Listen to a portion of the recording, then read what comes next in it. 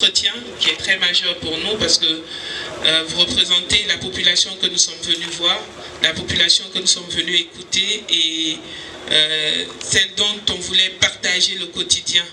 Notre séjour à l'intérieur du pays nous a permis de nous rendre compte de beaucoup de réalités.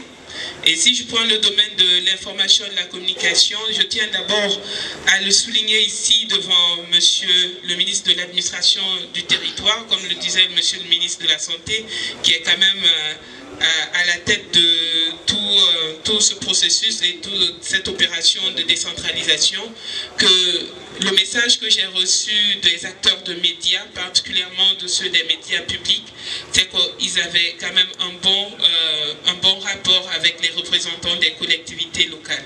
Et pour cela, je tiens à leur dire merci, surtout à les encourager à continuer parce que le travail que nous faisons est primordial pour cette période de transition. Nous avons entendu beaucoup de réformes, notamment les réformes engagées au niveau de l'habitat ou des choses qui existaient déjà. Nous avons entendu ce que monsieur le ministre du Budget a déclaré tout à l'heure et toutes les actions à venir.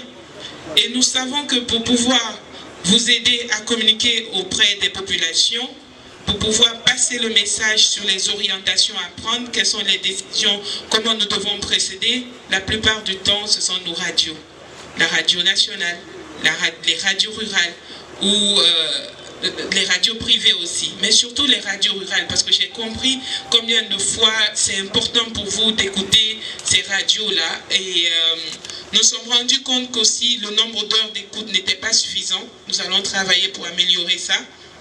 Nous avons une mission en cours et moi particulièrement, partout où je suis passé, toutes les préfectures que j'ai visitées, je me suis assuré auprès des représentants, surtout des radios ou des centres de diffusion, à savoir, est-ce que vous écoutez la radio nationale ici? Jusqu'où vous atteignez les radios rurales? Quels sont les districts, les communautés que vous arrivez à toucher? Ils m'ont fait un point, mais j'ai surtout besoin de votre appui aussi, parce que je veux faire un sans faute. Il faut que la couverture nationale soit réelle, comme l'a demandé monsieur le président de la transition, avec l'appui de monsieur le Premier ministre. Nous voulons atteindre tous les Guinéens. Alors ce que je vais vous demander ici, c'est de nous aider à croiser les données. Partout où la radio nationale n'est pas reçue, où la télévision nationale n'est pas reçue dans vos collectivités, je souhaite que vous fassiez un point, que vous remontiez à vos préfets qui vont prendre le temps de le remonter à monsieur le gouverneur qui va le transmettre au département. J'espère pouvoir vraiment compter sur vous parce que j'ai entendu le cri du cœur des populations quand j'étais en train de sillonner à travers le pays et je veux qu'on fasse du sans faute et j'ai besoin de votre appui. Si vous pouvez juste faire une petite situation, vous connaissez le nombre de districts qui sont rattachés à vous ou le nombre de toutes les collectivités qui sont sous votre tutelle. Vous me direz juste à tel endroit on reçoit la radio nationale, tel endroit on reçoit la radio rurale, juste pour que je sache l'une ou l'autre qu'est-ce que vous recevez. Ça nous permettra de faire le point parce qu'on a un projet en cours qui vise à améliorer ou à passer à 100% la couverture nationale. Donc j'aurai vraiment besoin de votre appui dans ce sens. Et pour le reste, je ne vais pas allonger la communication. Nous savons juste qu'en cette période, vous avez besoin d'une communication éclairée. Les radios nationales feront leur mieux, les radios rurales également. Et nous avons besoin de vous aussi pour retranscrire, pour passer le message. Nous allons aussi essayer d'améliorer les représentants au niveau des sites de diffusion parce qu'on a remarqué beaucoup qu'il y avait des bénévoles par-ci, par-là et nous allons améliorer ce cadre-là. En tout cas, merci beaucoup d'être venu en si grand nombre. Merci au ministre de l'administration du territoire qui me permet de prendre la parole devant vous et je vous remercie. La RTG, la télé et la radio. Vous écrivez à vos préfets pour dire moi, dans ma sous-préfecture, si vous avez 10 districts ou bien 20 districts, sur 20 districts, 11 reçoivent le signal de la télévision, ou la totalité des districts de chez moi reçoivent le signal de la télévision et de la radio. C'est ce qu'elle veut vous demander. Et vous devez l'envoyer plus tard la semaine prochaine à vos préfets pour que vos préfets puissent transmettre au gouverneur et envoyer au département. C'est compris? Merci. Ensemble. Merci aux collègues qui sont présents. Les collègues ministres, les hauts cadres, les gouverneurs, les préfets, les élus locaux que vous êtes. Je vais parler de 3-4 choses. La première chose, le ministre du budget parlait tantôt du paiement de la CFU et du rôle de la CFU dans le financement de nos budgets.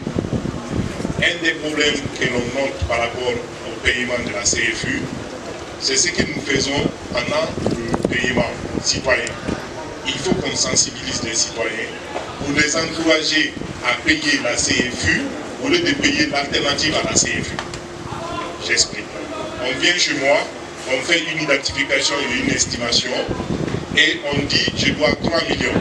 Je dis laisse tomber, je te donne 300 000 pour faire les yeux. Ça veut dire que j'ai toujours payé. J'ai payé effectivement 300 000 au lieu de payer 1 million. Mais ce 300 000, je l'ai payé à l'individu qui est là. Et le million que j'aurais dû payer, je l'aurais payé presque à la collectivité. Quand on voit les clés de répartition, on voit que l'essentiel du montant va à la collectivité. Plus de 60% va à la collectivité.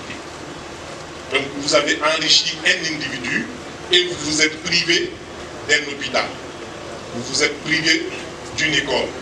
Vous vous êtes privé de l'eau potable. Vous vous êtes privé d'une route en enrichissant un individu. Il faut que les citoyens le comprennent. Ce qui est valable en cette matière est valable également par rapport à tout paiement que vous devez faire.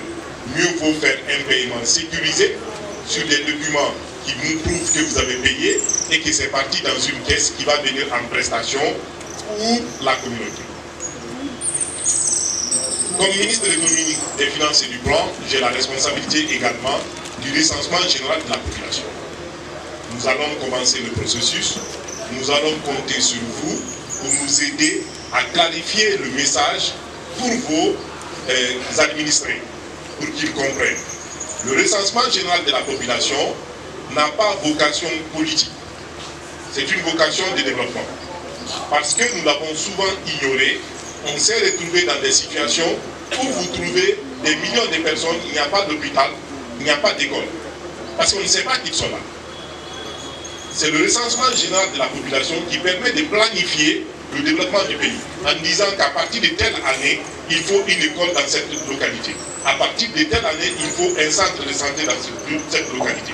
À partir de telle année, il faut augmenter le nombre de points d'eau dans cette localité. C'est toute la vocation. C'est pourquoi dans aucun recensement général de la population, on va vous demander le nom de votre père, le nom de votre mère, votre nom, le nom des personnes qui vivent dans la famille. On ne va pas leur demander d'être présent. On va dire que quelqu'un de la famille doit être présent, il va parler pour tout le monde. Parce que ça permet de collecter des informations qui vont permettre à ceux qui planifient le développement du pays de mieux le planifier. Nous allons compter sur vous. Le moment venu, nous allons faire une autre communication, mais puisque le ministre de l'administration du territoire nous offre l'opportunité là, nous voulons parler de cela avec vous. Dans cette tournée également, nous nous sommes rendus compte d'un problème qui est chez nous. Nous sommes le ministère qui a la charge des investissements publics. Nous avons identifié beaucoup de chantiers abandonnés. Beaucoup de chantiers qui ont 10 ans, qui ont 20 ans, qui ne finissent pas, dont les entrepreneurs ont disparu. Conakry est loin. Nous recevons beaucoup de mensonges. Vous, dont les populations bénéficient de ces infrastructures, vous devez être nos yeux et nos oreilles. Un chantier qui s'arrête, remonter l'information au préfet. Un chantier qui s'arrête, remonter l'information au sous-préfet, qui va le remonter au préfet, qui va le remonter au gouverneur, l'information va nous parvenir. Comme nous avons l'occasion d'être ensemble, s'il vous plaît, tous les chantiers qui sont arrêtés depuis 10 ans, qui ne finissent pas, aidez-nous à avoir la situation. Faites le point, et ce sont des services à moins pour vos populations. Souvent l'État a payé. On a payé le centre de santé, on est venu poser la première brique, on a formé peut-être une petite case, et puis celui qui a fait ça a fui, il est parti. Nous nous sommes assis à Conakry, on nous ment seulement. Non, payez, si vous payez, c'est fini. C'est fini demain, c'est fini après-demain. Parfois, on envoie des missions sur le terrain. Là où on parle, il y a une mission qui est en train de faire le tour de la Guinée pour identifier tous les chantiers en panne. Mais qu'est-ce qui arrive? Il peut arriver que je viens en inspection, vérifier un chantier et qu'on me dise que le vrai chantier n'est pas le chantier. Pourquoi? Parce que je ne connais pas, je ne vis pas là. Ça, c'est pas le chantier. Le chantier était là. Vous voyez, c'est fini. Parce qu'une ONG est venue construire quelque chose à côté. Mais ça ne peut pas vous arriver. Vous êtes là-bas, vous vivez là-bas. On a dit qu'il y a un château d'eau à faire. Le château d'eau n'est pas là. C'est de l'eau propre à moyen pour vos populations. Ne tolérez pas. Remontez l'information. On vous dit qu'il doit y avoir une école. On a posé la brique, ça n'avance pas. Documentez, remontez-nous l'information. Cela est valable pour tous les chantiers, c'est valable pour les routes, c'est valable pour les hôpitaux, c'est valable pour les écoles, c'est valable pour les points d'eau, c'est valable pour tout ce que vous pouvez imaginer. Il y a des chantiers de la fête tournante qui encore sont en chantier. Je voulais profiter de cette opportunité pour dire que j'espère que d'ici 2 semaines, le ministre de l'administration du territoire nous aidera à avoir une liste des chantiers en panne grâce à votre contribution. En tout cas, cela nous sera d'une grande utilité. Mon dernier point, c'est la passation des marchés. La passation des marchés relève de nous également au niveau du ministère de l'Économie, des Finances et du Plan. Et nous avons renforcé la décentralisation de l'État guinéen en dotant l'administration déconcentrée d'un certain nombre de moyens et maintenant de l'ANAFIC qui va mobiliser des ressources pour les collectivités. Un des freins à l'exécution des ressources en Afrique, c'est l'absence des cellules de passation des marchés au niveau des collectivités. Aidez-nous à corriger cette absence rapidement. Si vous réussissez à corriger cela rapidement, cela va nous être d'une grande utilité par rapport à notre fonctionnement à partir du Conakry. On ne va pas vous accuser du manque de ceci et de cela. Aidez-nous à mettre en place auprès des collectivités vos cellules de passation des marchés. Je vous remercie. La communication des collègues ministres sur plusieurs thématiques. Je ne vais pas revenir sur ça, mais je vais commencer par l'utilisation des ressources en Afrique qu'on vous a affectées dans vos collectivités. Vos comptes resteront gelés autant que nous n'avons pas toutes les informations sur les projets que vous avez entamés. C'est pourquoi depuis 2 mois, nous avons envoyé des missions dans vos collectivités pour aller voir les micro-projets qui ont été financés en 2020 et 2021, les niveaux d'exécution et les maîtres d'ouvrage. La réalisation, vous êtes vous-même octroyé ces marchés. Donc à date, vous avez des missions qui sont sur le terrain, qui n'ont rien à voir avec les équipes régionales de l'ANAFIC, qui n'ont rien à voir avec les ADL qui sont avec vous dans vos collectivités, qui sont en train de faire le tour. Les collectivités dans lesquelles nous nous rendrons compte que le maire ou des conseillers sont dans ce genre de situation, nous n'allons pas hésiter de prendre des sanctions conformément à la loi contre ces collectivités par rapport à l'utilisation des ressources publiques. Autant la Cour de répression des infractions économiques et financières est en train de travailler à Conakry, autant les cours de tribunaux ont la compétence de vous convoquer si l'argent public n'est pas bien utilisé. Je sais que beaucoup parmi vous ont noté que lorsque nous allons rencontrer le ministre, nous allons demander, nous allons faire un plaidoyer pour le dégel de nos comptes. Nos comptes sont gelés, c'est pour nous permettre d'avoir clair dans la gestion de ces ressources. Donc, progressivement, certaines collectivités la semaine prochaine verront leurs comptes dégelés parce que nous avons terminé le travail de vérification et ils sont exempts de tout ce qui est problème. L'autre message, c'est pour les sous-préfets. Les gendarmes qui étaient en fonction, qui sont devenus sous-préfets ou des policiers, vous n'êtes plus les commandants d'unité ou des commandants de brigade. Arrêtez de convoquer les citoyens dans vos bureaux. Vous n'êtes pas juge, vous n'êtes pas procureur. Si jamais j'apprends désormais qu'un sous-préfet a convoqué un citoyen ou un maire pour l'entendre pour des questions d'infraction, la personne sera automatiquement mise à la disposition de son service d'origine pour des sanctions disciplinaires et qui peuvent aller jusqu'à la mise à la disposition du tribunal militaire. Vous êtes administrateur territorial désormais, vous représentez le chef de l'État, vous n'êtes pas juge. Quand des citoyens sont en conflit, tout ce que vous pouvez faire, c'est faire des réquisitions, demander à la gendarmerie ou à la police d'intervenir pour préserver la quiétude sociale dans la circonscription où vous êtes sous-préfet. Mais vous n'avez pas vocation de convoquer des citoyens, les demander des amendes. Vous n'êtes pas à ce niveau. Et si vous êtes nostalgique de vos fonctions de commandant de gendarmerie ou de commandant de brigade, informer les préfets, nous allons vous remplacer, vous allez continuer à faire cela. Mais si demain j'apprends qu'un sous-préfet a convoqué un citoyen, il n'y a pas plus tard qu'avant-hier, j'ai été interpellé par un citoyen dont le papa a été convoqué dans une sous-préfecture donnée dans la région de l'Abbé pour un problème de bœuf où le sous-préfet a demandé un rançon de 2 millions. Je ne vais pas dire son nom ici, mais c'est le contraire. Si ça arrive désormais, la personne sera mise à disposition de la gendarmerie pour être déférée devant le tribunal militaire parce que pour moi, ce n'est pas conforme à la loi. Vous devez chercher à vous approprier des dispositions de la loi concernant votre travail d'administrateur territorial, de représentant du chef d'État, et non continuer à exercer le métier des policiers comme agent de la police judiciaire, officier de police judiciaire, ou votre qualité d'OPJ de gendarmerie. Dès lors que vous êtes administrateur, vous devez arrêter de convoquer les citoyens. Il y a des maires aussi qui se livrent aux mêmes pratiques. Ce n'est pas votre travail. Vous n'êtes pas juge.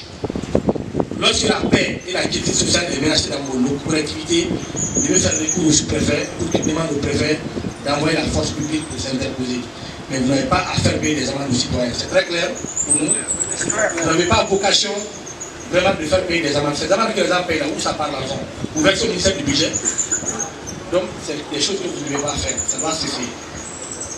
L'autre élément de ma communication, c'est à l'endroit des maires. Je le disais tout à l'heure, dès lors que vous êtes élu, vous cessez d'être représentant de partis politiques.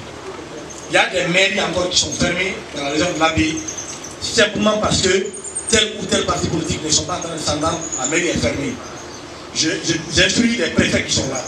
Partout où vous avez dans les collectivités des mairies qui sont fermées à cause des clivages entre des partis politiques, informez-moi, nous allons dissoudre le conseil communal concerné pour une délégation spéciale. Nous, on n'appartient à aucun parti politique. On est candidat à rien. Donc, on n'a pas d'état d'âme quand il s'agit de défendre l'intérêt public. Il faudrait que ces messieurs la cessent. Quand vous êtes nommé, quand vous êtes élu comme maire, vous devez agir désormais comme représentant des citoyens dans la collectivité et non représentant des partis politiques. Il faut que ça soit très clair. Les maires qui sont là, présents, où il y a des guéguerres, les communes sont fermées, quand vous retournez, c'est le bon moment d'ouvrir. Les préfets vont faire, dès après notre départ de la région de l'Abbé, l'ensemble des préfets doivent sillonner les sous-préfectures et les collectivités qui relèvent d'eux pour voir. Si on trouve quelque part qu'une mairie est fermée parce que tel ou tel parti politique ne sont pas en train de se comprendre, ce jour-là, ça sera vous la fin de votre présidence à tête de la collectivité. Nous allons dissoudre la collectivité et installer la délégation spéciale. Parce que vous n'êtes pas là-bas pour défendre l'intérêt des partis politiques, vous êtes là-bas pour défendre les citoyens qui vous ont élus. Vous êtes redevable vis-à-vis de ces citoyens et non vis-à-vis des partis politiques. Il faut que ça soit très clair. Votre combat doit être comment améliorer la vie des citoyens dans votre localité, comment fournir de l'eau potable, comment donner un système de santé qui permette aux femmes enceintes de ne plus mourir en donnant la vie, comment permettre aux enfants d'aller à l'école, de faire le cycle complet du primaire, du collège et du lycée.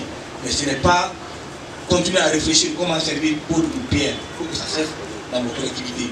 Et un peu pitié de ces citoyens. Dans certains de vos mairies aujourd'hui, à peine les postes de santé ou les centres de santé que nous avons, on a un seul médecin. Au lieu de vous atteler à faire ce travail, vous êtes là dans des querelles de personnes parce que tel est le tel parti politique ou tel est candidat indépendant. Je ne peux pas accepter qu'il soit mon vice-maire parce que mon parti ne vous a pas accepté. Il faudrait que vous mettez fin à cela. Si vous mettez pas fin à cela, nous allons mettre fin à votre mandat qui tend déjà à être expiré.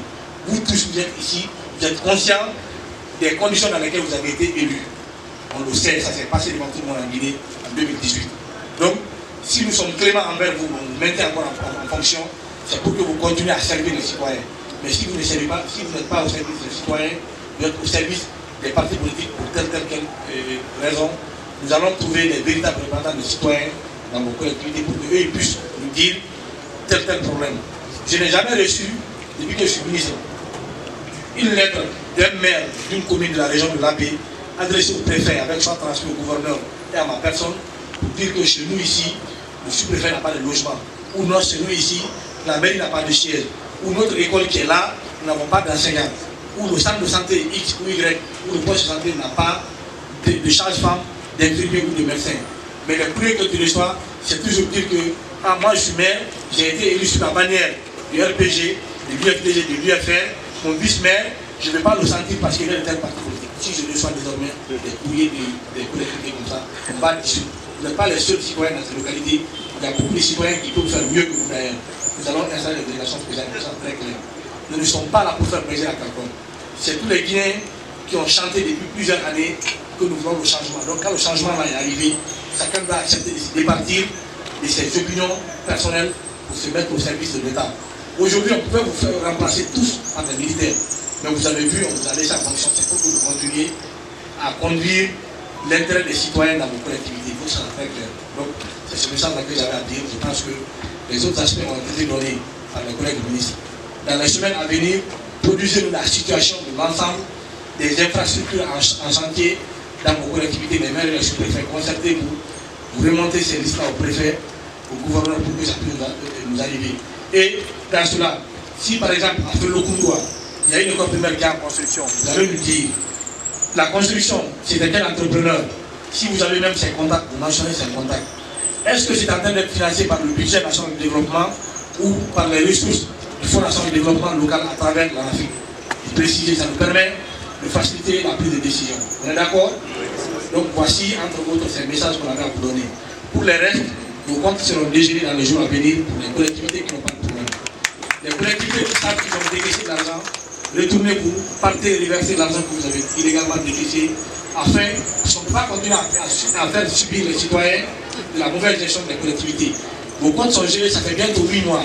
Les citoyens, par exemple, une collectivité où l'argent devait servir à réaliser un poste de santé, vous avez le chantier arrêté, parce que le compte est géré, le paiement ne peut pas se faire. Donc on ne continuera pas à punir, à sanctionner les citoyens à votre place. Il faut que ce soit très clair. Voici les messages qu'on avait à vous donner. L'autre élément, comme le disait le ministre des Finances, nous allons vous réunir l'ensemble des préfets et des gouverneurs. À la suite de cela, nous allons réunir dans chaque région l'ensemble des sous-préfets pour vous donner un certain nombre d'éléments d'information et de formation par rapport à votre renforcement de capacité. Les maires, nous savons que les sous-préfets actuels que vous avez sont des porteurs de tenue. Ils n'ont pas été préparés à assumer ces fonctions. Mais par le cours de l'histoire aujourd'hui se retrouvent. Donc, parfois, soyez clément envers eux pour certaines erreurs qui peuvent venir dans l'exercice de la fonction. Mais nous sommes en train de prendre des dispositions pour que le Centre national de formation des cadres et des locaux puisse organiser des sessions de formation. Depuis que je suis venu, il y a plusieurs formations qui étaient prévues, mais j'ai dit à tout le monde, je ne peux pas comprendre qu'on organise des formations, des séminaires de 3 jours pour des sous-préfets et des maires à coût de 2 milliards, 3 milliards. Tandis que ce montant peut me permettre de construire dans une région donnée l'antenne régionale du centre de formation des cadres et des locaux. Donc désormais, il n'y aura plus de séminaires de 3 jours, de 4 jours pour former en administration déconcentrée ou en décentralisation. Nous allons organiser des formations pour les 10 forums. Si dans la région de l'Abbé, ces 10 sous-préfets et 10 maires qui doivent être formés, ils seront formés dans cette salle ici au gouvernorat pendant 45 jours ou pendant 30 jours sur des thématiques spécifiques. À la suite de cela, ils seront évalués les meilleurs. Si c'est les sous-préfets vont être promis à des fonctions, les directeurs de cabinet, les secrétaires des collectivités, désormais, c'est ce qui va être fait. C'est pourquoi jusqu'aujourd'hui, nous avons plusieurs postes vacants au niveau de nos gouvernorats et de nos préfectures. On ne nommera plus quelqu'un dans ses fonctions d'administrateur territorial s'il n'a pas un diplôme spécifique. Parce que ce qui nous a fatigués pendant 10 ans, on a passé le temps à nommer des politiciens. On prend un secrétaire général d'un parti politique, on le nomme préfet ou secrétaire général des collectivités. Le mec, au lieu de s'atteler à identifier les problèmes des collectivités liés à leur fonctionnement, il passe son temps à parler des questions politiques, à renforcer un parti politique au détriment d'un autre. Donc ça ne se fera plus. Les cadres qui vont être nommés comme général des collectivités de l'administration à Légouma ou à Mali seront les anciens préfets qui étaient en fonction avant le 5 septembre. Ils seront évalués, c'est les meilleurs qui vont être nommés à ces fonctions parce qu'il faudrait que les meilleurs puissent se retrouver à des positions. On n'a pas besoin de connaître quelqu'un. On s'en fout que Paul ou Pierre soit ceci ou cela. Ce que nous connaissons, c'est le Guinéen qui a la compétence qui peut servir l'État. Quelqu'un n'a pas besoin de connaître le ministre du budget pour être promu à une fonction. L'autre élément de ma communication que le ministre des Finances ne nous a pas dit, c'est par rapport au receveur. Nous savons que dans la région de l'Abbé, vous avez un seul receveur pour 10 communes ou pour 8 communes. D'ici la fin de l'année, l'ensemble des collectivités de la région de l'Abbé, chaque collectivité aura un receveur. Les gens sont en train d'être formés, après leur formation, ils seront évalués, les meilleurs seront affectés dans vos collectivités. C'est les gestionnaires de l'argent public. Il faut qu'ils soient bien formés pour qu'ils puissent bien gérer l'argent. Donc voici entre autres ce que j'avais à vous donner comme élément d'information. Nous vous remercions et... Le gouverneur de la région de l'Abbé, messieurs les préfets, chers collègues maires,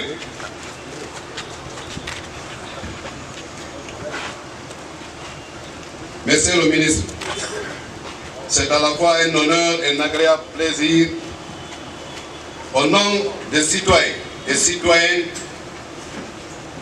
de l'ensemble des 28 quartiers de la commune urbaine de l'Abbé, et en même temps, au nom des maires de l'ensemble de la région administrative de l'Abbé, pour vous souhaiter la cordiale bienvenue. Nous vous disons Kotoli. Et nous sommes très heureux de vous recevoir en ce jour mémorial du 9 juin 2022 dans la sainte cité de Kalmoukalpa, mon Abbé.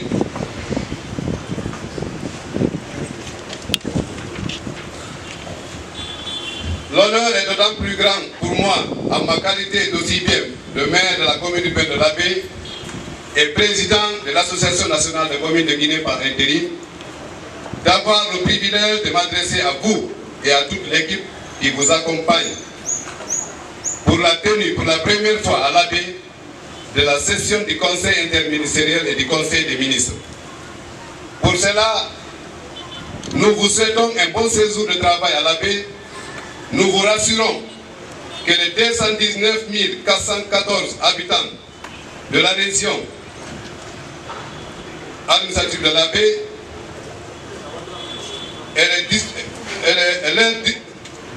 de la région de l'Abbé vous mettront toutes les dispositions pour favoriser un environnement de travail sain, paisible et très collaboratif.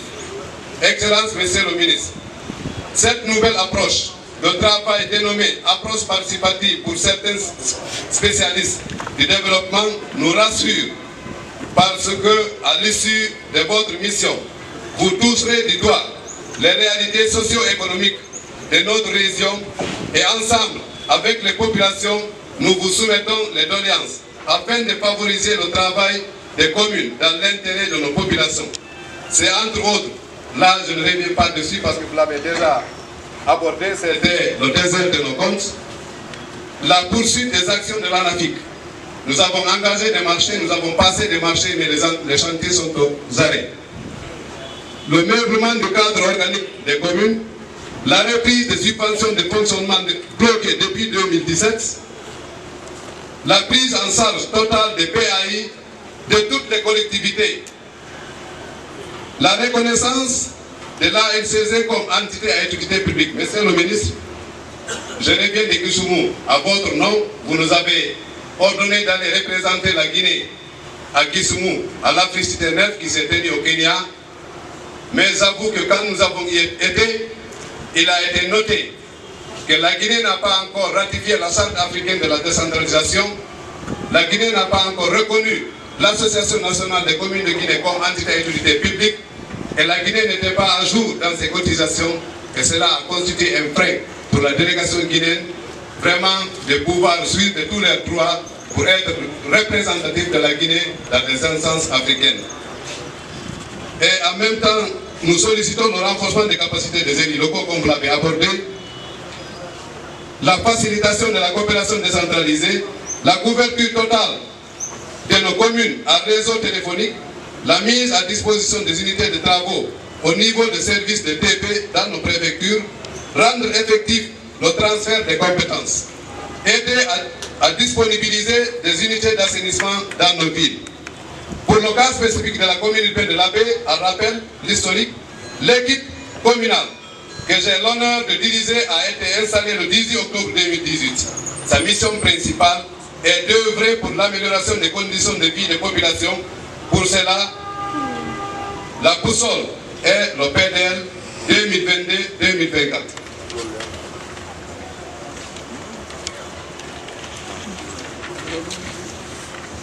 Ainsi, à travers des PAI, financement en Afrique, nous avons réalisé entre autres la construction de la clôture de l'école primaire de Kouroula sur 700 mètres linéaires, la construction de 3 salles de classe, d'un bloc de latrine, d'une clôture grillagée, d'un puits amélioré dans le quartier Dongol,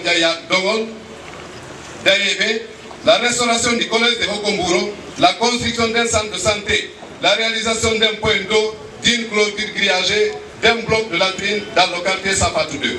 Dans le cadre de la coopération décentralisée, Avec le SICOVAL et l'ONG, le partenariat, nous avons aussi réalisé la construction du hangar dans le marché radar, plus de 111 tables en béton, 353 kiosques, l'aménagement d'un puits amélioré et la construction de 8 blocs de latrines dans le secteur Tiangé, quartier Tata 2. La gestion d'une base de données pour l'amélioration de la collecte des taxes dans le marché, la CFU et les taxes moto. La gestion d'un programme PAEMS dans le cadre du projet eau, hygiène, assainissement en milieu scolaire dans les écoles Diayabe, Dombi et Tiangé. Le programme de gestion du bassin de la Touri pour la protection de 75 hectares de plantations forestières en vue d'une gestion saine des eaux du barrage pour l'approvisionnement des populations en eau potable en partenariat avec la SEC. Le programme PAGOD avec l'Union européenne pour la gestion rationnelle et durable des ressources naturelles dans la commune urbaine de l'Abbé. Le programme qui a contribué à l'élaboration d'un plan d'action environnementale Vision 2030 de 88 actions planifiées dans l'espace et dans le temps. La réalisation d'un parking multiservice communal en partenariat avec Enabel Integra. La restauration entière du complexe scolaire primaire de Kouroula, fondé en 1901 en partenariat avec le programme régional de l'UNICEF à l'Abbé. Le désengorgement du centre-ville à travers le programme concerté du déguerpissement de la voirie urbaine et des voies publiques au niveau du centre-ville en cours d'exécution.